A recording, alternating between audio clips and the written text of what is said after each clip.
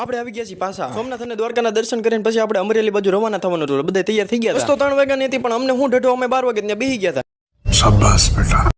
હવે બસના ડ્રાઈવરને તો કોણ કહેવા જાય કે અમારે પોરો નથી ખાવો પણ પોરો ખાતો જ તો હવે ઊભા રહી ગયા જેમ તેમ હલેસા ખાતા ખાતા પૂગ્યા આપણે રાજકોટ. હેઠા કઈ આપણે ઉતરા નતો મેં કીધું તમને દેખાડવું હું પછી જે કાંઈ હાથમાં આવ્યું એ દેખાડી દીધું તો વન કે કરવાના છે ફટાફટ નવા હોય દબાઈ દેજો. એની માને ભાઈ રે જુગારીઓ આ બધા તો મને કહેતા હતા કે રેમ ભાઈ તો દદમાં મેં કહી દીધું મને ઘરે જવું ટ્યુશન ન આવડે.